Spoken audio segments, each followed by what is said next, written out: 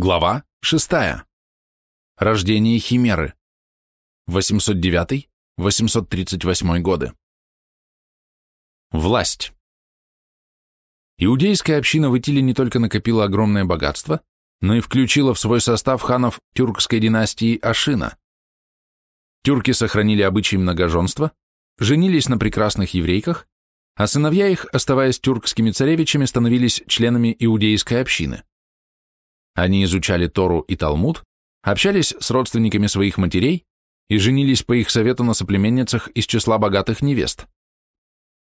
Так постепенно произошло разделение хазарской знати и народа, тихо жившего в роскошном оазисе дельты Волги, не принимая участия в делах государства, которые перестали его касаться. Но оставалась старая племенная аристократия. С ней дело обстояло сложнее. Решение проблемы пришло только в IX веке.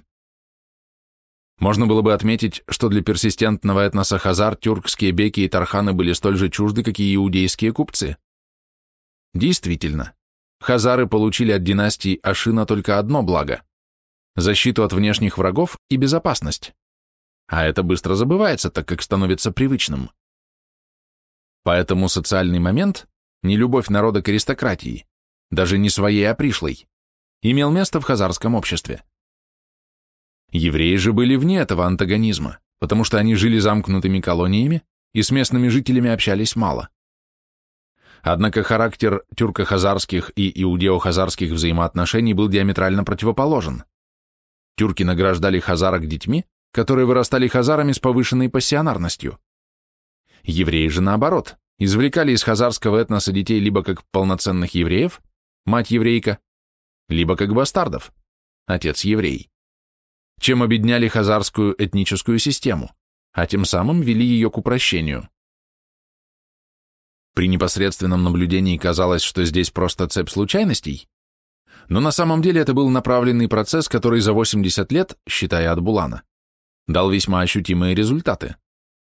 В стране появилась популяция людей, говоривших по-хазарски, имевших родственников из числа хазар и тюрков, адаптированных в ландшафте, но не бывших хазарами по этносу и культуре. Иностранцам, писавшим о Хазарии по внешним беглым впечатлениям, казалось, что эти люди – хазары иудейского вероисповедания. Но ни евреи, ни настоящие хазары не заблуждались ни на минуту.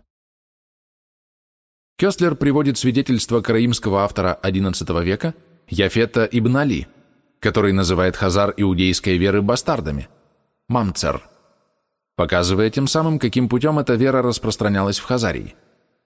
При наличии естественного хода метисации нет нужды искать мотивы политического характера. Бастарды возникают не по инструкциям правительства. Если в отношении хазар доказательств не требуется, то средневековые евреи зафиксировали, что считают своих хазарских единоверцев потомками колена Симонова и полуколена Манасиева, обитающими в стране Казраим, вдалеке от Иерусалима.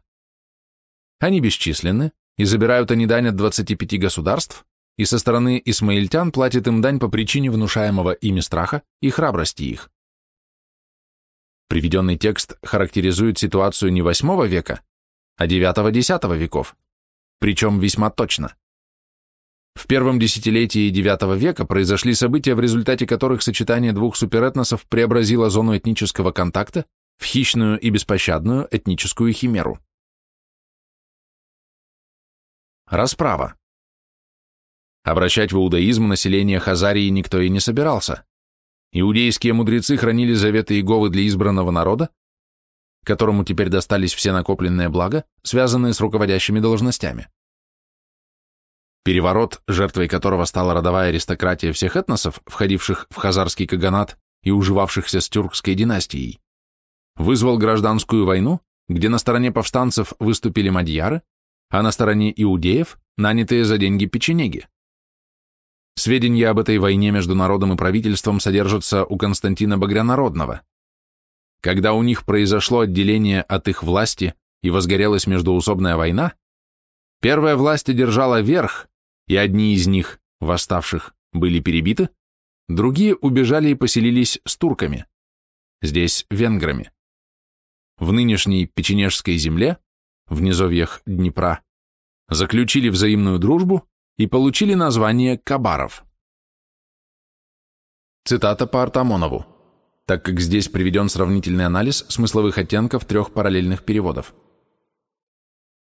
Эта война была беспощадной, так как, согласно Вавилонскому Талмуду, не иудей, делающий зло иудею, причиняет его самому Господу и, совершая таким образом оскорбление величества, заслуживает смерти. Из трактата Санхедрин, без указания листа и колонки. Для раннего Средневековья тотальная война была непривычным новшеством. Полагалось, сломив сопротивление противника, обложить побежденных налогом и повинностями, часто военной службой во вспомогательных частях. Но поголовное истребление всех людей, находившихся по ту сторону фронта, было отголоском глубокой древности. Например, при завоевании Ханаана Иисусом Новином запрещалось брать в плен женщин и детей и оставлять им тем самым жизнь. Даже предписывалось убивать домашних животных, принадлежавших противнику. Обадия возродил забытую древность. После этой войны, начало и конец которой не поддаются точной датировке, Хазария изменила свой облик. Из системной целостности она превратилась в противоестественное сочетание аморфной массы подданных с господствующим классом, чуждым народу по крови и религии. Называть сложившуюся ситуацию феодализмом нет оснований. Да и может ли этносоциальная химера принадлежать какой-либо формации? А то, что Обадия выступал как представитель хазарского правительства, отнюдь не говорит о том, что его волновала судьба народа и государства. Просто он использовал право на дезинформацию, что, впрочем, предписывалось его религией, по отношению к которой он был честен. Иудеям, видимо, весьма помог принцип легитимизма. Их власть названа первой, а следовательно, она считалась законной, как в случае с Маздаком. Так или иначе, в 20-х годах IX века новый порядок в Хазарии одержал полную победу с небольшими утратами территорий, подчинявшихся языческим каганам. Крымская Готия, православная страна, отпала от Хазарии и присоединилась к Византии. Сильно пострадали хазарские мусульмане, которым не мог подать помощи багдадский халиф, так как его силы были скованы восстанием Бабека, то есть хурамитов, последних маздакитов. Хазарские иудеи покинули своих былых союзников в беде, но благодаря этому установили дипломатический контакт с багдадским халифатом, чем обеспечили себе сверхвыгодную торговлю на берегах Каспийского моря. Решающее слово в этой беспощадной войне должно было сказать, собственно, хазарское население долин Терека, Дона и Волжской дельты. Но оно промолчало. Инертность персистентного этноса обрекла на гибель его беков, тарханов и эльтиберов и на поражение его союзников, мадьяр, бежавших за Днепр, в страну Ливедию. Там, по соседству с другим каганатом, языческим и могучим, беглецы обрели некоторую безопасность. Зато иудеи построили в 834 году крепость Саркел для защиты от западных врагов, которыми были не только степные мадьяры, но и русский каганат в Киеве. Гарнизон крепости состоял из печенегов или, может быть, гузов. Пассивность хазар спасла их от жестоких экзекуций, но больно отозвалась на судьбе их детей и внуков. В VIII веке ханы Ашина руководствовались в политике внешней и внутренней интересами своих подданных. Еврейские цари таких целей себе не ставили. Они подавляли внутренних врагов иудаизма, а не Хазарии. Ликвидировав церковную организацию хазарских христиан, они запретили ее восстанавливать. В 854 году хазары-мусульмане были вынуждены эмигрировать в Закавказье. Увеличение числа подданных, плательщиков дани, было в интересах нового правительства. Поэтому во второй половине IX века западной границей Хазарии стал Днепр. Славянские племена, северяне, вятичи и радимичи, стали хазарскими данниками.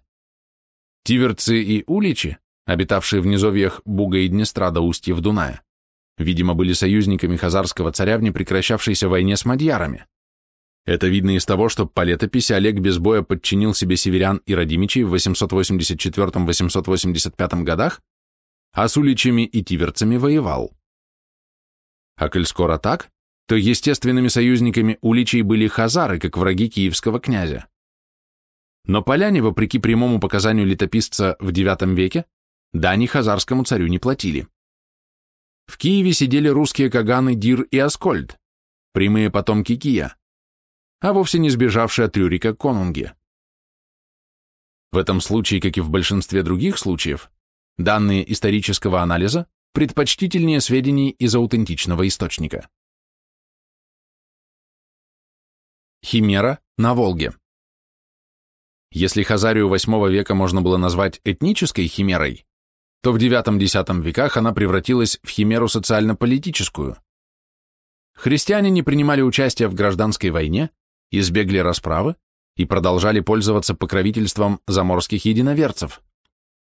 Но язычникам-аборигенам не на кого было надеяться. Они, правда, умели ходить в походы под чужими знаменами, но новым правителям их помощь была не нужна. Боевую силу хазарские иудеи нанимали.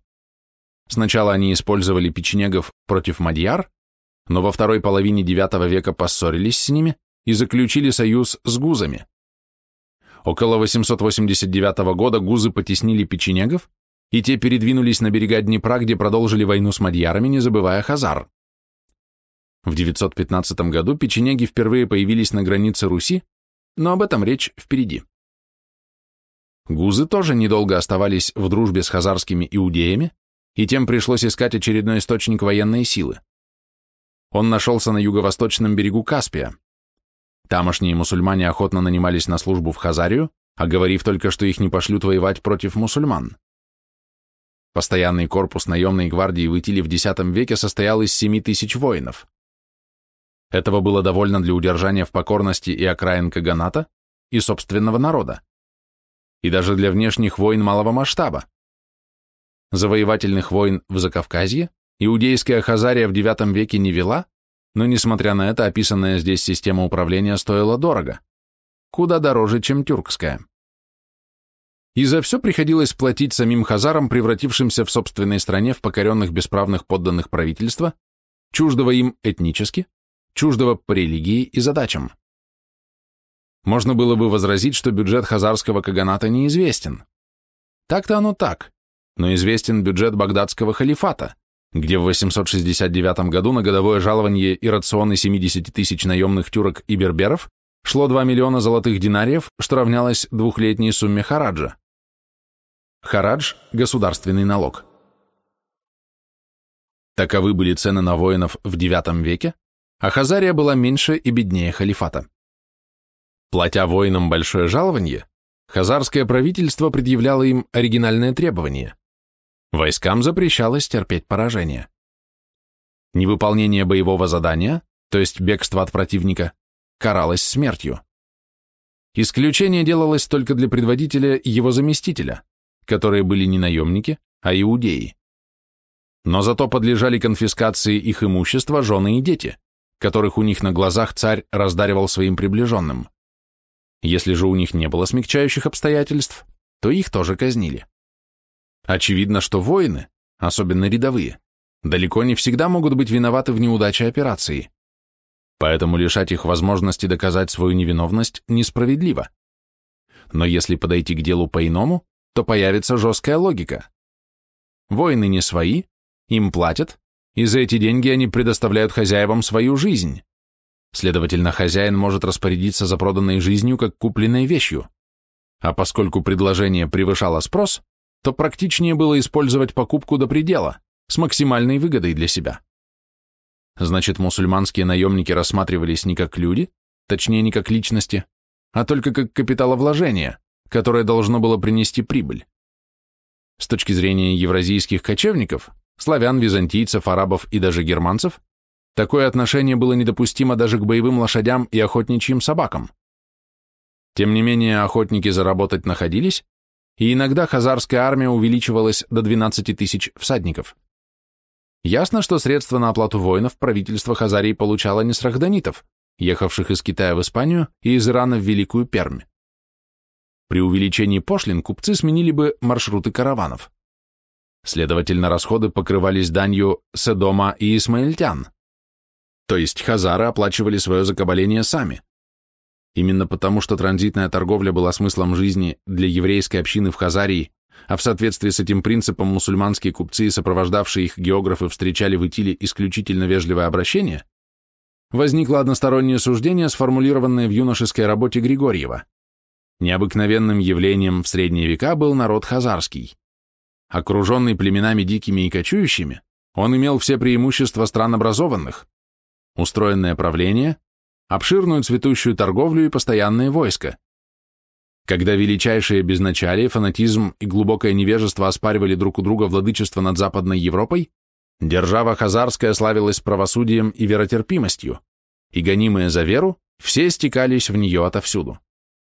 Как яркий метеор блистала она на мрачном горизонте Европы и погасла, не оставив никаких следов своего существования. В самом деле город Итиль поражал путешественников своими размерами. Расположенный на обоих берегах Ахтубы, Итиль раскинулся на 8-10 километров вдоль левого берега и на прекрасном зеленом острове в пойме, где помещался дворец царя.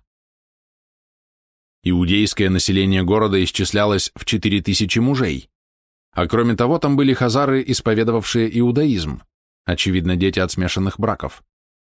Прочие хазары были христианами, мусульманами или исповедовали веру отцов. Синагоги, мечети, церкви, огромные базары, полные дешевой баранины, разнообразной рыбы, прекрасных арбузов, детей обоих полов, продаваемых в рабство, корабли, спускающиеся по Волге, и караваны, подходящие к городу с востока и запада, все это производило сильное впечатление на очевидцев, а их описания умиляли историков XIX века. И тем не менее Истахри и Ибн Хаукаль сообщают: хазары не производят ничего и не вывозят ничего, кроме рыбьего клея. Но для народа такая торговля приносила мало дохода из-за поразительной дешевизны рыбы. Тяжелый труд хазарских рыбаков оплачивался минимально. Веротерпимость хазарского каганата была вынужденной, ибо обеспечивала доходы от транзитной торговли. Но как только кто-либо задевал интересы зарубежных иудейских общин, хазарский царь, не Каган, отвечал репрессиями. В 922-923 годах мусульмане разрушили синагогу в городе Дар-ал-Бабунадж. Место этого города не установлено. За это хазарский царь разрушил минарет в Итиле и казнил ни в чем не повинных муэдзинов, заявив: «Если бы я не боялся, что в странах ислама не останется ни одной неразрушенной синагоги, я обязательно разрушил бы и мечеть». Но мусульманские купцы покупали у него рабов, печенежских и славянских юношей, платили ему пошлины, переплачивали за продукты на базаре и служили посредниками при найме свирепых и хорошо обученных всадников и стрелков. Мир с ними был доходнее войны, даже победоносной. Скепсис. Среди восторженных отзывов современников о хазарских порядках есть и охлаждающий пыл восторга.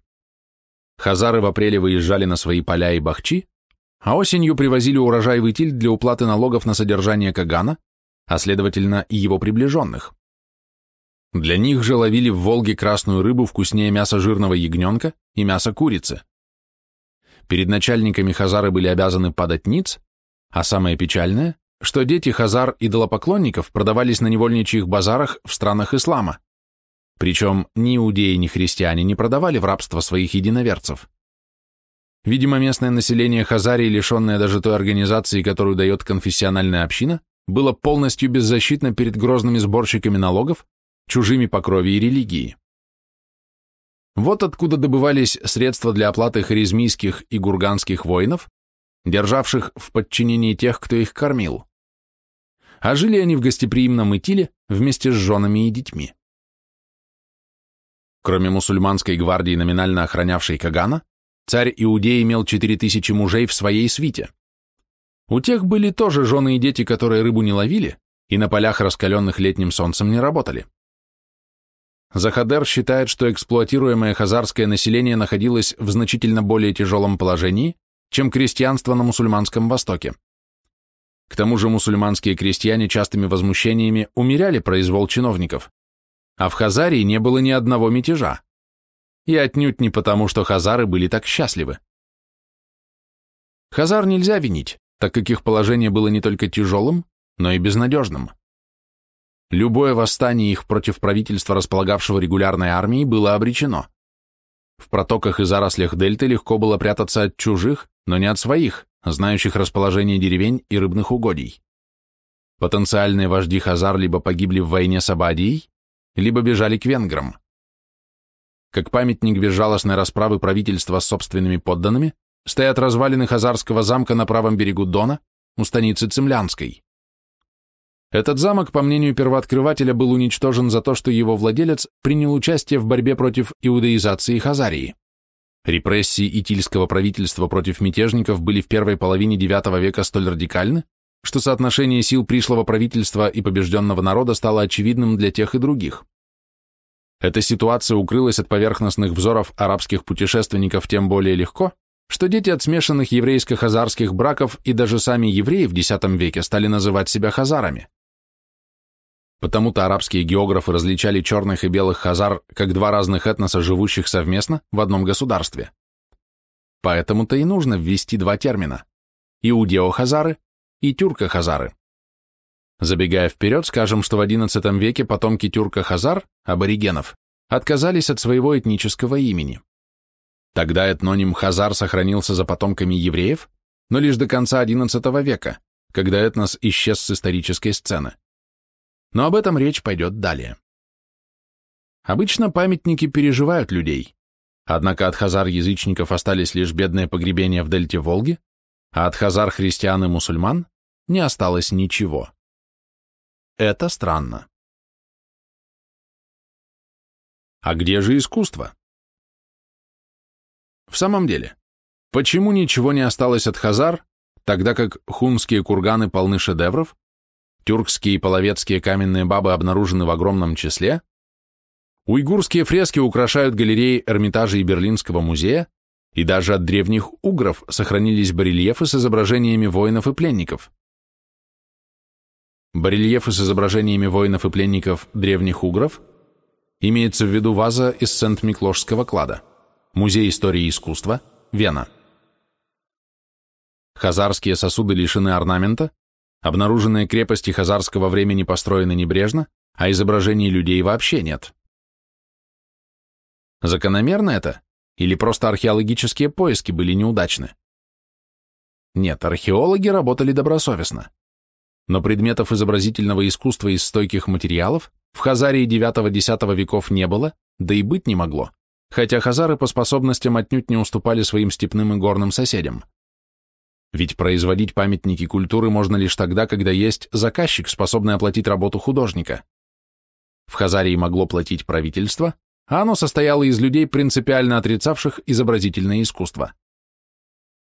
Древние евреи, современники Моисея, ценили изобразительное искусство не менее своих соседей. Они отливали золотого тельца, Аписа, или медного змея как образ божества, которому они хотели молиться. Моисей их жестоко карал за это, ибо на горе Синай ему было сказано «не делай богов литых». Исход, 34 стих, 17 строка. Его последователи поступали так же и, наконец, отучили иудеев изображать что-либо. Искусство у них сохранилось, ибо скинию, а потом храм надо было украшать. Но оно стало беспредметным, перейдя к символам и геометрическим орнаментам. Короче говоря, древнее еврейское искусство стало прообразом абстракционизма. Абстрактное искусство даже у самих евреев прививалось туго. Они нет-нет, да и изображали Ваалов и Астарт и норовили поклоняться непонятным и красивым образом божества. Но к началу новой эры вкус их установился. Любые картины и статуи их шокировали. Поэтому они своих художников не имели, а если те появлялись, то занимались только каллиграфией. Хазары по простоте душевно-абстрактного искусства не понимали, и интересоваться сложными проблемами абстракционизма в описанном ранее положении у них не было ни возможности, ни желания. Собственное же искусство не могло найти покупателя, потому что хазары были бедны, а для украшательства требуется некоторое изобилие. Могильных памятников они не ставили. Они просто клали покойников на вершины беровских бугров, где тех присыпала степная пыль. Культ они совершали в священных рощах, а не в храмах. Верховный глава их исповедует веру еврейскую, той же веры равным образом, как Ища, царь, так и военачальники и вельможи, которые состоят при нем. Прочие же хазары исповедуют религию, сходную с религией турок, мадьяр. Хвольсон. известия о хазарах, бургасах, болгарах, мадьярах, славянах и русах Абу Али Ахмеда бен Амара ибн Даста, ибн Руста. А те хазары, которые приняли христианство или ислам, были вынуждены молиться в таких же халупах, в каких они жили. Правда, в Итиле была каменная мечеть, но она предназначалась для иностранцев. Когда же византийский инженер Петро Накаматер, строя в 834 году крепость Царкел, хотел возвести там каменную церковь для донских хазар, это не было ему дозволено. Привезенные им каменные колонны и капители были брошены в степи, где их нашел Артамонов в 1935 году. Но ведь тогда должны были строиться синагоги, хотя бы в крупных поселениях. Да, конечно. Почему они не сохранились, читатель поймет, когда перевернет еще несколько страниц. Двоевластие. Итак, примененная нами методика широкого территориального охвата оправдала себя. Пока исследовали только сам предмет, Хазарию, можно было строить любые гипотезы, чтобы объяснить отсутствие памятников. Но когда в синхроничном обозрении обозначились границы белого пятна, то резонно отпали предположения о дикости хазар и об их процветании, хотя последний вывод сделал на основании многих восточных источников блестящий востоковед Григорьев. Григорьев работал на уровне своего времени. Он изучал источники, то есть словеса, а не деяния, имеющие свою внутреннюю логику становления. Поэтому ему даже в голову не пришло, что у самих хазар могут быть суждения более обстоятельные, нежели те, которые могли сообщить арабы и персы при крайне поверхностном наблюдении Хазарии. Правда, хазарские мнения не сохранились в письменных источниках, потому что хазары не умели писать. Однако своим поведением они ясно показали свое отношение к пресловутому двоевластию, но для того, чтобы это понять, надо исследовать не источники, а историю событий. Установленный факт двоевластия, воспринятый буквально, породил две диаметрально противоположные интерпретации, равно неприемлемые при детальном изучении истории. Рыбаков называет Хазарию небольшим полукочевническим государством паразитарного характера, жившим за счет транзитной торговли, хищнически пользуясь выгодами своего положения. Он помещает Хазарию в центр калмыцкой степи и указывает, что там нет археологических следов хазарских городов. В степи их действительно нет. Короче говоря, Рыбаков рассматривает хазар как одно из степных племен и отказывает им в праве на участие в мировой культуре Средневековья. Вторая концепция, наоборот, приписывает блеск Хазарии современному приобщению хазар к иудаизму. Обе концепции неверны, ибо, подразумевая хазарский народ, этнос, имеют в виду государство, социум. В государстве, именовавшемся хазарским каганатом в IX-X веках, хазары составляли наиболее угнетенное меньшинство. Сравнительно с хазарами, аланы, буртасы, савиры и гузы были почти свободными племенами, хорезмийские наемники привилегированной прослойкой, а члены иудейской общины – господствующим классом, хотя среди последних было немало бедняков. И самое главное, для мусульман своими были арабы, для христиан – греки, для иудеев – евреи всех больших городов от Кантона до Гренады и от Багдада до Лиона и Майнца, а у хазар – никого. За них никто не считал нужным заступаться, и они чувствовали себя относительно спокойно только на буграх и в тростниковых зарослях дельты. Итиль был действительно роскошным городом. Хотя его дворцы были сделаны из дерева, войлока и глины, но наполнены шелком и соболями, вином, бараниной и осетриной, красивыми танцовщицами и услужливыми отроками. Но это все было не для хазар, а для торгующих рахданитов, отдыхавших на Волге после долгого пути по пустыне из Китая или через горы из Прованса. А то, что бессильный и безвластный Каган был дальним родственником ханов Ашина, некогда женившихся на еврейских красавицах, это не имело никакого значения, ибо государством правил Пех, или точнее Малик.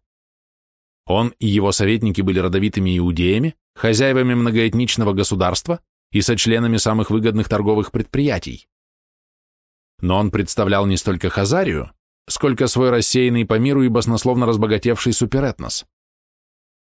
Двоевластие в Хазарии было грандиозным обманом народа, которому раз в год показывали законного хана, уже ставшего иудеем, для того, чтобы остальное время глава иудейской общины выжимал из хазар и окрестных народов средства на наемников, которые должны были этих хазар подавлять.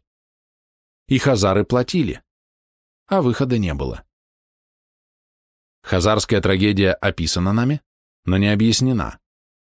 Неясными остаются причины того, что немногочисленная еврейская община, лишенная искренних друзей, ненавидимая соседями, не поддержанная подданными, 150 лет господствовала в международной торговле и возглавляла добрую половину разрозненных иудейских общин. Без искренних попутчиков и союзников такое дело неосуществимо. Значит, у иудейской Хазарии такие союзники были. «Враги наших врагов – наши друзья», гласит старинная пословица. Даже если они нас не любят и ничего от нас не получают, они, борясь со своими, а тем самым нашими врагами, помогают нам. В IX-XI веках непримиримыми по отношению к христианству, исламу и хинаяническому буддизму были сторонники учения пророка и философа Мани, создателя наиболее последовательной концепции антисистемы. Однако иудеи сами были противниками любого антисистемного учения. Они любили в этом мире себя, свои дела и свое потомство. Ради торжества своего этноса они применяли тайну, оружие, заимствованное у их злейших врагов эллинских гностиков, и ложь, но только по отношению к гоям и акумам.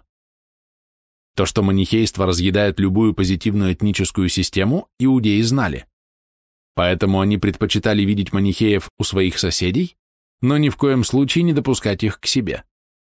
И поскольку рахданиты как метастазы проникали во все цивилизованные страны, им это удавалось, хотя и не всегда. Поэтому окинем хотя бы беглым взглядом мир, окружавший несчастную Хазарию.